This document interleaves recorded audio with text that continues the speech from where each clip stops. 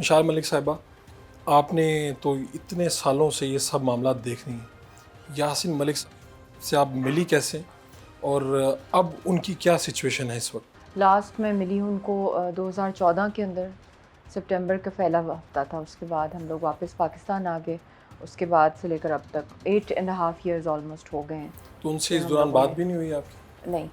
نہیں بات ہوئی ہے، تھوڑا بہت ہوئی ہے 2014 کے بعد ہوتی رہی ہے، مگر اس کے بعد آن اینڈ آف وہ ریسٹ ہوتے رہے.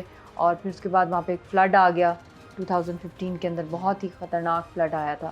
پھر اس کے بعد برہان وانی کی شہادت ہوئی. اس دوران ان کو سینٹرل جیل کے اندر ریسٹ کیا گیا اور زہریلا ان کو ٹیکہ لگا دیا گیا تھا، اور پھر سیمی کوما اسٹیٹ کے اندر تھے.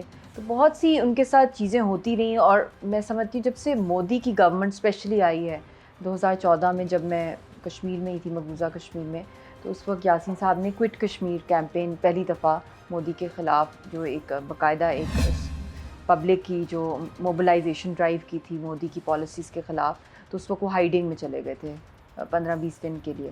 تو وہ ٹائم میں نے اپنی آنکھوں سے دیکھا ہے کہ جب نیا پہلی دفعہ مودی پرائم منسٹر بنا تھا تو کیا اس کا ٹیرر تھا اور کیا اس کا ٹارچر تھا، اور کس طرح وہ ہزاروں کی تعداد میں لوگوں کو جو ہے وہ غائب کروا دیتا تھا مقبوضہ کشمیر میں، تاکہ تحریک کو دبایا جائے. اور پھر جو اس کا اکھنڈ بھارت کا ایبریگیشن آرٹیکل 370 کا نیریٹو تھا 2014 میں، پھر وہ ورک کرتا رہا. مگر میرا جو رابطہ ان سے بہت کم کروا دیا گیا، کیونکہ ایک تو فون لائنز کنیکشنز کم ہوتے تھے، پھر اس کے بعد یاسین صاحب کا اریسٹ، اور پھر اب تو خیر تہاڑ کی وہ ڈیتھ سیل کے اندر ہیں، پچھلے 4 سالوں سے وہاں پر ہیں.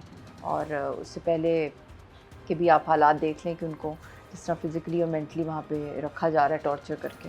اب تو یہ بھی ایک ہے کہ وہاں کی جو انویسٹیگیٹو ایجنسی ہے وہ کہہ رہی ہے کہ ان کو سزائے موت کی انہوں نے کی ہے درخواست.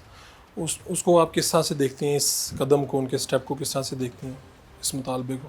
دیکھیں یہ تو اگر ہم دیکھا جائے کہ انہوں نے پہلے بھی، یہی NIA ہے جس نے فائل کی ہوئی تھی کمپلینٹ وہاں پہ ان کے ڈسٹرکٹ کورٹ کے اندر، اور وہاں پہ انہوں نے جج کے آگے پہلے بھی کہا تھا کہ ان کو پھانسی دے دی جائے. جب 25 مئی کو ان کے خلاف 2 لائف امپریزنمنٹ کا جو پنشمنٹ اناؤنس ہوئی تھی، اور اس کے ساتھ سالیٹری کنفائنمنٹ اور ریگرس امپریزنمنٹ، تو اس وقت بھی NIA نیشنل انویسٹیگیشن جو ایک اتھارٹی انہوں نے ایک بنائی ہوئی ہے، بیسکلی اس لیے بنائی گئی ہے کہ ٹیررائز کیا جائے کشمیریوں کو، سائلنس کرایا جائے جو ان کی یہ ایجنسی ہے. اور اس کے اندر میرا بھی نام ڈالا، اور جو بھی کشمیر کے اوپر جو ایکٹیو ہیں یا جو شور مچا رہے ہیں یا جو ہمارے حق کے لیے بات کریں، ان سب کو جو ہے یہاں پہ ان کو دبا دیا جائے. اور خاص طور پہ سب سے بڑا جو ان کا اس وقت جن کو قابو میں رکھا ہوا ہے یا قبضے میں ڈالا ہوا ہے یا ان کے اوپر سب سے زیادہ ایکسٹریم ٹارچر ہے،